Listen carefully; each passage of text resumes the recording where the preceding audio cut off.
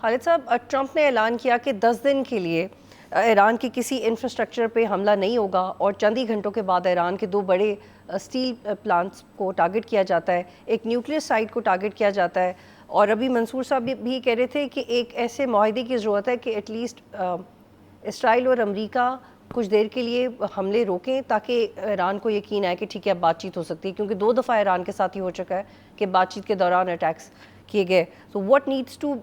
be done to achieve this halt? جی بہت شکریہ مس فتول، آپ نے انوائٹ کیا. دیکھیے میرا خیال ہے امریکہ نے کوئی احسان نہیں کیا ایران پر، کیونکہ جس لیول پر اسکلیشن ہو رہی ہے، اور خاص طور پر اسرائیل جس طرح چاہتا ہے بینگ اے شو سپوائلر، وہ تمام کے تمام انڈرمائن کرنا چاہتا ہے مذاکرات کو، کیونکہ اس وقت صرف اسرائیل کی انٹرسٹ نہیں ہے کہ یہ جنگ رکے،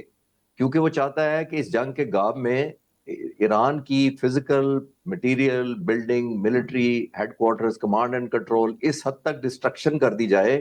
کہ اگر کسی طرح وہ اپنی شرائط یہ منوا بھی لے کہ اس پر سینکشنز لفٹ کر دی جائیں، تو وہ آنے والے کئی دہائیوں تک اپنی سٹیبلٹی جو ہے اس کو ریسٹور کرنے میں لگا دے. ایک بیسک ورکنگ کہہ لیں، ایک فنکشنل ہونے میں ایران اتنا ٹائم لے لے کہ 20-30 سال تک پیچھے چلا جائے تاکہ وہ اپنے میزائل ٹیکنالوجی اور نیوکلیر پروگرام کو ایڈریس نہ کر سکے. تو آپ نے دیکھا ہوگا کہ میں احسان اس لیے کہا تھا کہ انہوں نے کوئی اتنی فیور نہیں کیا ہے، اس لیے کہ ایران نے بہت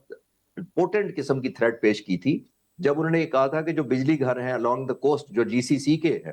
یہ ساری پہاڑی علاقوں میں اپوزٹ ٹو اسٹیٹ آف ہورموز، وہاں پہ تقریباً 815 واٹر ڈیسیلینیشن پلانٹس ہیں مڈل ایسٹ کے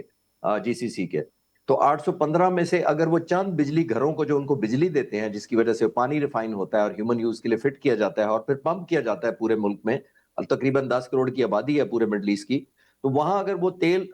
پانی کی سپلائی روک دے تو کتنے ہیوک کریٹ ہوگی.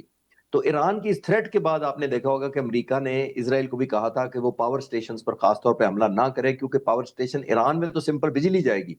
لیکن مڈل ایسٹ میں اور جی سی سی کے ملکوں کے درمیان پانی کی سپلائی بند ہو جائے گی. اور سب سے خطرناک صورتحال یہ ہے کہ ان کی پانی کی سپلائی بہت ڈیپینڈنٹ ہے واٹر ڈیسیلینیشن پلانٹ پر، کیونکہ تقریباً 85% جو ہے وہ عمان کی ڈیپینڈنٹ ہے، 90% کویت کی ڈیپینڈنٹ ہے، 70% سعودی عرب کی ڈیپینڈنٹ ہے. صرف یو اے ای بہتر پوزیشن میں ہے، اس کی 40% ڈیپینڈنسی واٹر ڈیسیلینیشن پلانٹ پر ہے. دوسرا